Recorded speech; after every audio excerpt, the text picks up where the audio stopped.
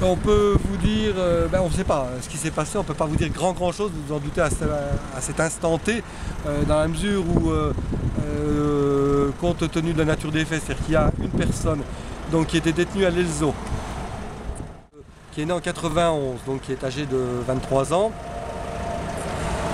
qui est donc transféré de la maison d'arrêt de l'Elzo où il était détenu en détention provisoire dans le cadre d'une affaire d'instruction à Colmar pour les 2 hold-up commis au restaurant Quick.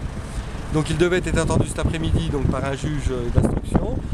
Et c'est pour cette raison qu'il était transféré chez nous.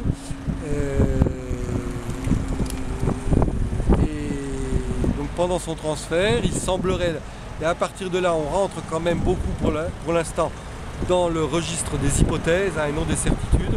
Il semblerait que la personne en question a commencé dans la voiture à s'échauffer, à s'énerver, que ça a posé problème par rapport à la gendarme qui était chargée de le surveiller à l'arrière du véhicule.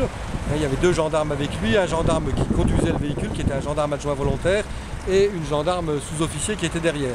Donc cette situation, la situation s'envenimant, le gendarme adjoint volontaire s'est arrêté ici sur la bande d'arrêt d'urgence à cet endroit-là, parce que la situation devenait difficilement gérable pour prêter main forte à sa collègue. Et à partir de là, qu'est-ce qui s'est passé? Début de bagarre peut-être. Toujours est-il que le gendarme adjoint volontaire qui conduisait le véhicule à l'origine a sorti son arme et a tiré. Alors dans quelles circonstances? Pourquoi? Dans quelles circonstances?